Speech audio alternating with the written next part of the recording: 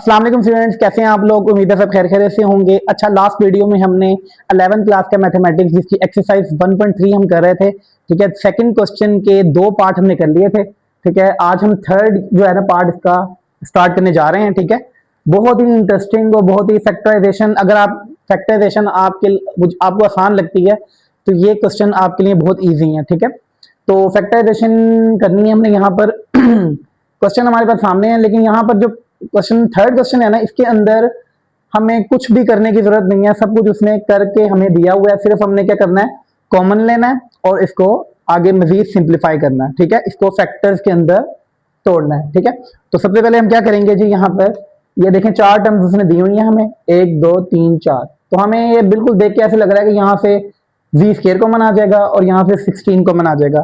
तो हम करते हैं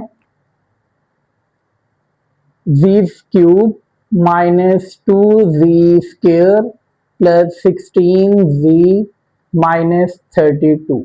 ठीक है, तो हम क्या करते हैं जी, इन दो वैल्यूज में से v स्केयर कॉमन ले लेते हैं,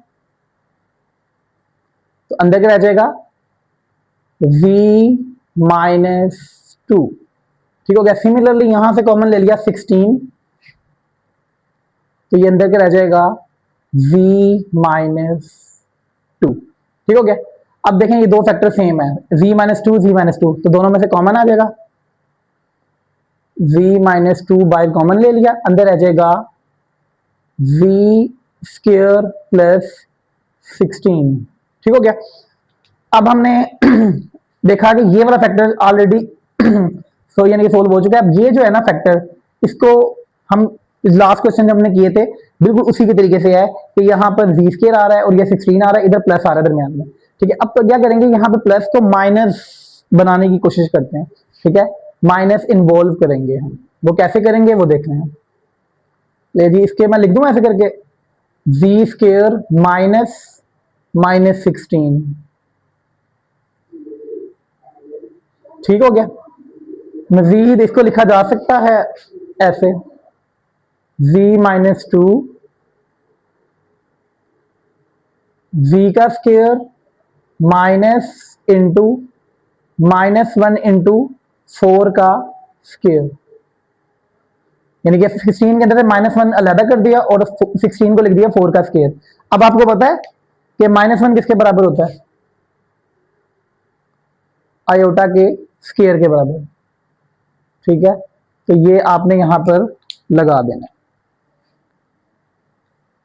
v माइनस 2 v का स्क्वायर माइनस 4 आयोटा का स्क्वायर। अब देख लें, यहां पर पहली वैल्यू का स्क्वायर माइनस दूसरी वैल्यू का स्क्वायर आ गया, तो हम क्या करेंगे जी, ए स्क्वायर माइनस बी स्क्वायर का फार्मूला एक दफा जमा और एक दफा माइनस। ले जी, तो क्या बनेगा जी, v माइनस 2 एक दफा जमा करें v plus 4 iota, v minus 4 iota. ठीक हो गया। ये कंप्लीटली फैक्टराइज हो सकता है, मजीद जो है ना वो फैक्टराइज नहीं हो सकता। ठीक है, तो ये हमारा आंसर है। ठीक है, इसी तरीके से अब ये करेंगे हम। अब यहाँ पे उसने ऑलरेडी हमें फैक्टराइजेशन का आधा काम जो है ना उसने कर दिया था। अब यहाँ पर हमने इसको इसी तरह बनाएंगे पहले, फिर हम आगे फैक्टराइज करेंगे। तो बचपन से ही आप पढ़ते आ रहे हैं कि इस तरह की फैक्टराइजेशन शक्ल नजर आए तो हम कैसे फैक्टराइज करते हैं, दरमियान वाली टर्म को ब्रेक करते हैं और उसके बाद फिर हम इसको सॉल्व करते हैं। तो तरीका ये होता है कि जो आपके पास लास्ट टर्म होती है ना उसका एलसीएम ले लें, एलसीएम लेने के बाद फिर इसको तोड़ के लिखना। ठीक है, तो ये वैसे देखते साथ ही पता चल रहा है 100 लिखा हुआ है, 21 लिखा हुआ है। अगर मैं 25 में से 4 माइनस कर दूं तो 21 भी आ जाएगा और 25 को 4 से मल्टीप्लाई कर दूं तो 100 भी आ जाएगा मेरे पास। ठीक है, तो आप बड़े हो गए हैं तो इस वजह से मैं इसको अब डायरेक्ट ही करूंगा। तो ये देखें, इस 21 को लिखा जा सकता है 25 v square minus 4 v square minus 100। ठीक हो गया। अब देखेंगे क्वेश्चन बिल्कुल इसकी तरह बन गया, दो टर्म दो टर्म्स। ठीक हो गया। देखें 25 माइनस 4 21, 25 4 जार 100। ठीक हो गया। ले जी, क्या बन जाएगा अब, इन दोनों में से v स्क्वायर कॉमन, अंदर आ जाएगा v की स्क्वायर प्लस 25, इधर से -4 कॉमन, अंदर आ जाएगा v की स्क्वायर प्लस हो जाएगा 25, 25 4 100, ठीक हो गया। ये दोनों फैक्टर सेम आ गए, v का स्क्वायर प्लस 25, v की स्क्वायर -4। अब देखेंगे दरमियान में अगर माइनस आ जाए ना और दो वैल्यू स्क्वायर की अंदर फॉर्म में हो, ठीक है, तो फिर तो फैक्टराइजेशन करना कोई मुश्किल नहीं है। लेकिन जब यहाँ पर इस तरह की फॉर्म हो, दरमियान में प्लस आ रहा हो, तो फिर हम आयोटा इन्वॉल्व करते हैं वहां पर। यहाँ पर हम आयोटा इन्वॉल्व करेंगे और यहाँ पे इसको सिंपली ए स्क्वायर माइनस बी स्क्वायर का फार्मूला लगा देंगे। तो ये बन जाएगा, इधर इन माइनस इन्वॉल्व करें, ये देखें ऐसे, और यहां पर डायरेक्ट ही फार्मूला लगा देंगे। पहले इसको एक दफा लिख लेना ऐसे, 4 को लिख लें 2 का स्क्वायर, ठीक हो गया। अब यहां पर इन्वॉल्व करना, माइनस हो गया इन्वॉल्व, तो मजीद क्या होगा, ये देखें v का स्क्वायर माइनस, ये -1 सेपरेट किया और 5 का स्क्वायर लिख देंगे इसको, और यहां पर बेशक फार्मूला लगा दें v + 2 v - 2, ठीक हो गया। अब ये देखें, ये -1 आयोटा के बराबर होता है, आयोटा का स्क्वायर,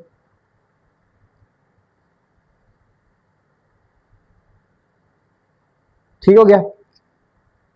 तो क्या होगा जी, ये बन जाएगा v का स्क्वायर -5 आयोटा होल का स्क्वायर, और साथ ये फैक्टर ऐसे ही आ जाएगा v + 2 v - 2, ठीक हो गया। अब इसको हम यहाँ नीचे कर लेते हैं, यहाँ पे जगह है हमारे पास, तो ये हो जाएगा जी। अब यहाँ पर भी फार्मूला लग जाएगा a² - b² का, क्या हो जाएगा v + 5 आयोटा v - 5 आयोटा, और साथ दो फैक्टर आ जाएंगे v + 2 v - 2, ठीक है। ये कंप्लीटली फैक्टराइज हो चुका है और ये हमारा आंसर है, ठीक है। तो आप ये नोट कर लें। तो हम इसके रिमेनिंग पार्ट्स की तरफ चलते हैं जी स्टूडेंट्स। तो क्वेश्चन नंबर 2 के रिमेनिंग पार्ट है हमारे पास, ठीक है। वो सारे एक जैसे ही थे तो मैंने सोल्व कर दिए, ठीक है। आप इनको नोट कर लीजिएगा, मैं थोड़ा एक्सप्लेन कर देता हूँ, बिल्कुल सेम ही है, कोई इशू नहीं है, ठीक है। तो यहाँ पे मुझे नजर आ रहा है v की 4 - 16, ठीक है। तो v की 4 को मैंने लिख दिया v स्क्वायर का स्क्वायर और 16 को लिख दिया 4 का स्क्वायर। अब आपको पता है कि ये स्क्वायर a का स्क्वायर हो -b का स्क्वायर हो, तो एक दफा दोनों को ऐड कर दिया जाता है और दोनों को एक दफा सब्ट्रैक्ट कर दिया जाता है, ठीक है।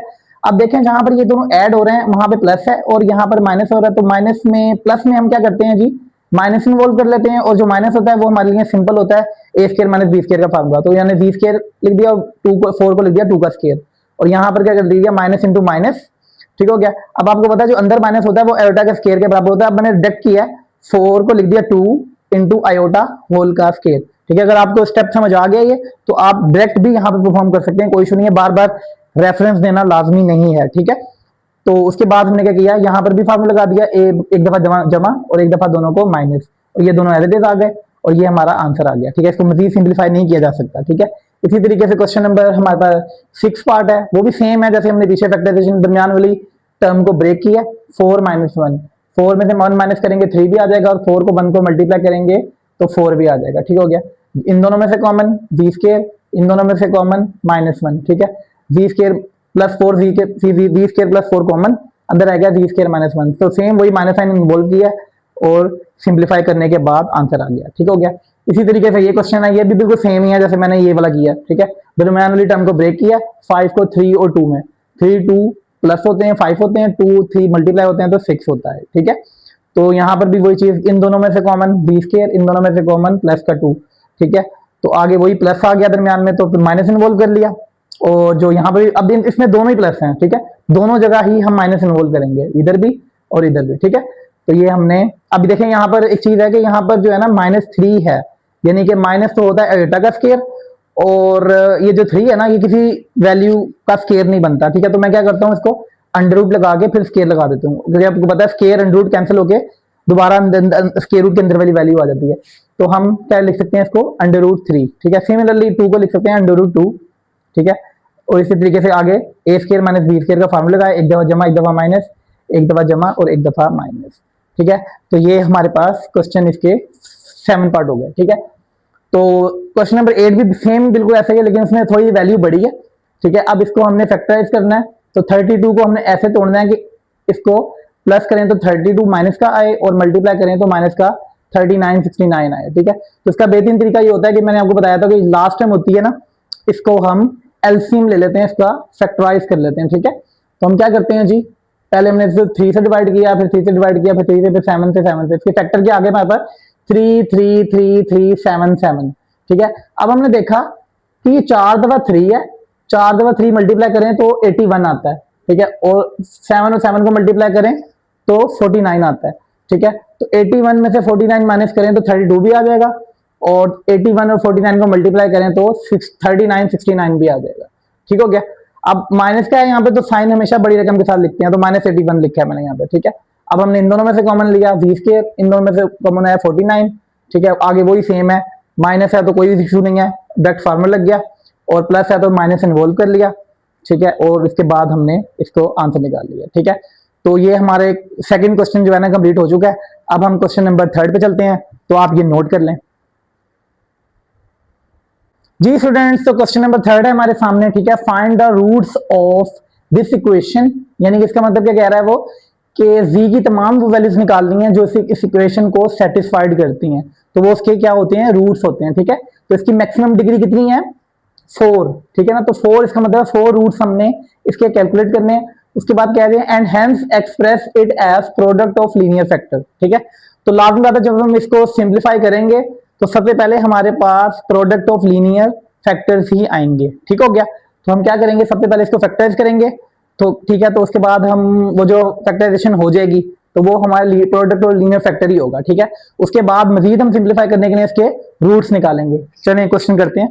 तो क्वेश्चन हमारे पास क्या है जी, z की 4 plus 7 z square minus 144 is equal to 0, ठीक है। तो पहला काम हमने तो ये करना है कि यहाँ पर वही फॉर्म है जो पहले हमने पिछले क्वेश्चन में किया, ठीक है। तो इसको हमने तोड़ के लिखना है। तो 144 की फैक्टराइजेशन करते हैं हम, 144 ऐसे, ठीक है। 2 पे जा रहा है, 2 7 14, 2 2 4, 2 3 6, ठीक है ना।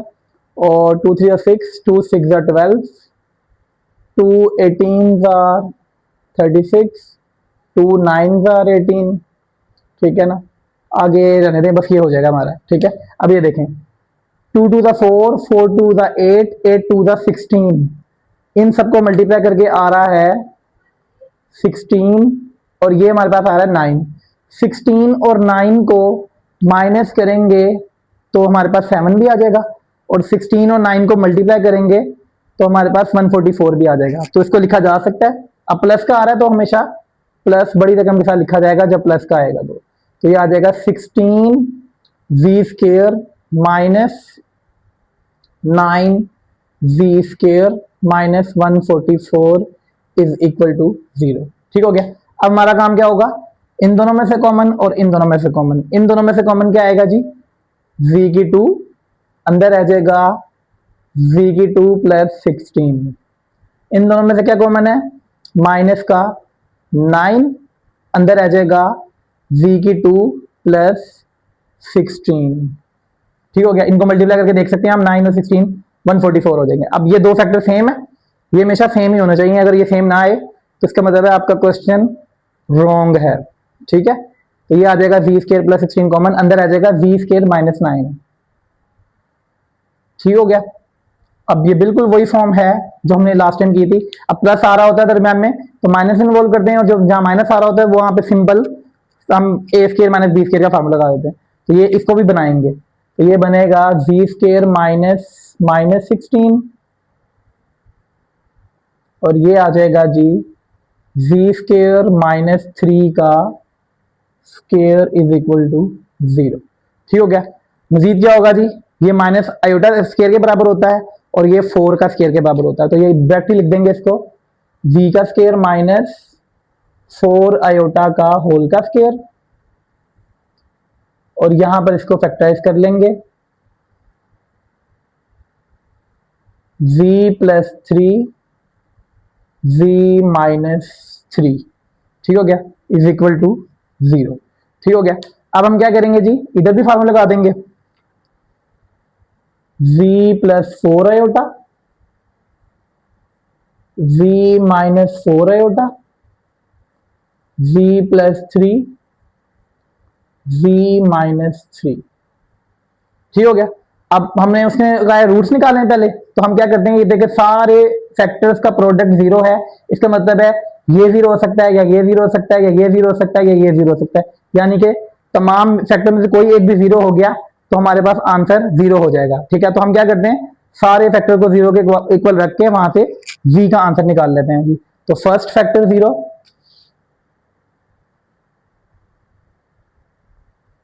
ठीक हो गया, सेकंड फैक्टर जीरो,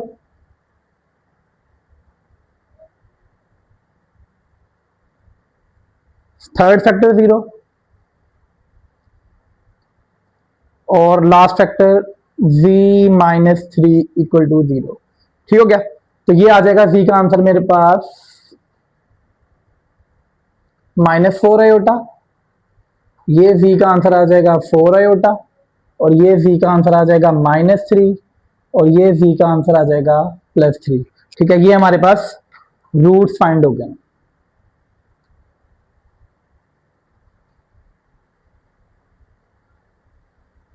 ठीक हो गया, ये हमारे पास इस इक्वेशन के रूट आ गए। आगे इसने कहा है कि hence express is at linear factors, तो हमारे पास जो ये फॉर्म आई है ना, ये इसके लीनियर फैक्टर का प्रोडक्ट ही है। ठीक है, तो हम क्या करेंगे जी, यहां पे लिख देंगे जस्ट इसको उठा के, ये क्या लिखेंगे हम, and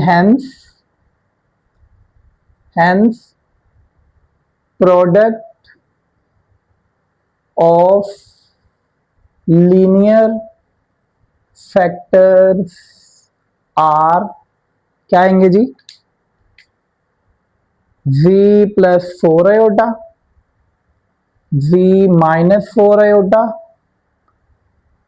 v plus 3, v minus 3। ठीक हो गया, ये आपका आंसर है। ठीक है, तो ये नोट कर लें, इंपॉर्टेंट भी है, अच्छा है, ठीक है, इजी भी है, तो आप ये नोट कर लें। अब हम क्वेश्चन नंबर 4 की तरफ चलते हैं। जी स्टूडेंट्स, तो क्वेश्चन नंबर 4 है हमारे पास, solve the quadratic complex equation by completing square method. ठीक है, मैट्रिक क्लास के अंदर आप कंप्लीटिंग स्क्वायर मेथड पढ़ के आ चुके हैं। ठीक है, बिल्कुल वैसा ही है ये। ठीक है, तो आपको कोई मुश्किल नहीं पेश आएगी इसके अंदर। ठीक है, तो इसको सोल्व करते हैं। ले जी, सबसे पहला काम हमने ये देखना है कि जो भी आपके पास यहाँ पे कांस्टेंट टर्म होगी ना, ठीक है ना, वेरिएबल के बगैर, यहाँ पे वेरिएबल v स्क्वायर है और यहाँ पे v है और ये कांस्टेंट है, इसको उठा के ना आपने इक्वल के दूसरी तरफ शिफ्ट कर देना। तो ये बन जाएगा 2z square minus 3z is equal to -4। ठीक है, अब दूसरा काम हमने ये करना है कि जो भी z स्क्वायर का कोएफिशिएंट है ना, उसको आपने बंद करना है। यहां पर 2 है तो 2 को खत्म करना है, तो पूरी इक्वेशन को 2 से डिवाइड कर देंगे। ठीक है, dividing by 2 on both side. ठीक है, दोनों यानी कि दोनों तरफ से हमने 2 से डिवाइड कर देंगे। तो ये बन जाएगा 2z square over 2 minus 3z over 2, और ये आ जाएगा -4 ओवर 2। ठीक है, यहां पे कटिंग करेंगे, ये 2 से cancel, z square only -3 over 2z, और ये कटिंग होने के बाद -2। ठीक है, अब हमारा काम शुरू होगा जो हमने करना है। ठीक है, इस साइड पे हमने स्क्वायर कंप्लीट करना है। स्क्वायर कंप्लीट कैसे करना है कि ये हमें पहली रकम का स्क्वायर मौजूद है और -2ab वाली फॉर्म मौजूद है, ये माइनस लिखा हुआ था, इसका मतलब -2ab फॉर्म। सेकंड वैल्यू का स्क्वायर हमारे पास नहीं है। ठीक है, तो एक ही तरीका है लेके आने का, वो आप सीखेंगे। ठीक है, तो सबसे पहले क्या करूंगा, फर्स्ट वैल्यू का स्क्वायर हमारे पास हमेशा मौजूद होता है, तो ये हो जाएगा v का स्क्वायर। -2 फार्मूले वाला आना ही आना है। ठीक है, फर्स्ट वैल्यू यहां पे लिखेंगे हम देखकर v, और सेकंड वैल्यू लिखने के लिए हम क्या करेंगे, जो भी v का कोफिशिएंट होगा ना उसको 2 पे डिवाइड कर देना। तो v का कोफिशिएंट है 3/2, 3/2 को 2 पे डिवाइड करें, ये देखें इधर करें, 3/2 डिवाइडेड बाय 2। इस डिवाइड के साइन को मल्टीप्लाई में चेंज करें तो ये हो जाएगा 1/2। ये 2 to the 4, 3/4। इसका मतलब है सेकंड वैल्यू जो हमारे पास है वो क्या है, 3/4। तो ये 3/4 का स्केयर, यहाँ पे 3/4 आएगा, इसका स्केयर ऐड भी करेंगे, इधर भी ऐड करेंगे अपनी लेफ्ट साइड में, और राइट हैंड साइड में भी ऐड करेंगे। तो ये हो जाएगा 3/4 का स्केयर। ठीक हो गया। ले जी, अगले स्टेप में क्या होगा जी, ये पूरे का पूरा यहां से लेकर यहां तक होल का स्केयर कंप्लीट हो जाएगा। ये बन जाएगा v-3/4 का होल का स्केयर। और यहां क्या आ जाएगा जी, ये सोल्व होके -2 प्लस 3 का स्केयर 9 और 4 का स्केयर 16। ठीक हो गया। अब यहां पे मजीद क्या होगा जी, यहां पे एलसीएम लेंगे, v-3/4 होल का स्केयर, ये हो जाएगा जी 16 एलसीएम, 16 2 आर 32 -32 प्लस 9। ठीक हो गया। अब यहां पर क्या करेंगे जी, 32 में से 9 माइनस कर देंगे तो आ जाएगा मेरे पास माइनस का 23।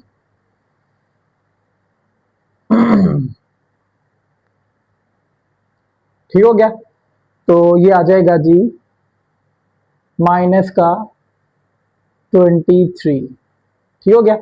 और ये नीचे आ जाएगा 16। ठीक हो गया। अच्छा जी, अब क्या करेंगे जी, यहां पर दोनों तरफ स्क्वायर रूट ले लेंगे, क्योंकि यहां पे मैंने स्क्वायर को खत्म करना है ना, तो यहां लिखेंगे taking square root, taking square root on both side.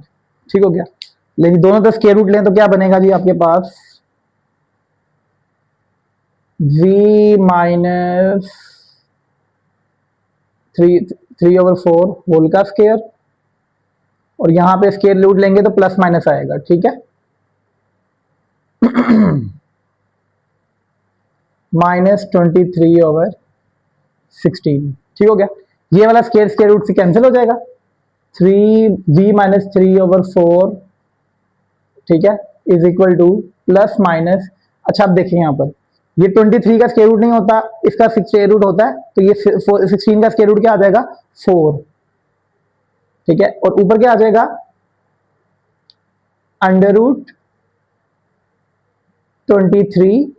और एक काम करें कि माइनस साइन जो लिखा हुआ है ना, इसको सेपरेट कर दें -1, यानी कि 23 -23 है ना, तो -23 हमने माइनस अलग कर दिया 1 के साथ, और 23 अलग कर दिया, और ये किसके बराबर होता है, -√1 आयोटा के बराबर होता है। तो ये कंप्लीटली हमारे पास आ जाएगा +-23/4 आयोटा। ठीक है, और ये किसके बराबर है यहाँ पर, v-3/4। ठीक हो गया। अब हमने क्या करना है जी, ये प्लस में भी है और माइनस में भी है। ठीक है, तो हम क्या करेंगे जी, इसको सेपरेट कर देंगे प्लस के साथ अलहदा, और अब हमारा जगह खत्म हो गई, क्वेश्चन हमने लिखा हुआ था। चले कोई नहीं, इसको रेस कर लेंगे, आप नोट कर लीजिएगा। ले जी, एक दफा इसको जमा के साथ, ये आ जाएगा 23/4 आयोटा, और एक दफा माइनस के साथ -23/4 आयोटा। ठीक है, ये इधर आके माइनस हो जाएगा, प्लस हो जाएगा, तो ये z का आंसर आ जाएगा एक मेरे पास 23/4 आयोटा प्लस 3/4, और ये z का आंसर आ जाएगा आयोटा ओवर 4 प्लस 3/4। ठीक है, तो इसको कंबाइन करके आप लिख सकते हैं √23/4 आयोटा प्लस -3/4। ठीक हो गया, ये हमारे v के आंसर आ गए, ये सोल्यूशन आ गया। ठीक है, तो आप इसको नोट कर लें, तो हम इसका सेकंड पार्ट सोल्व करते हैं।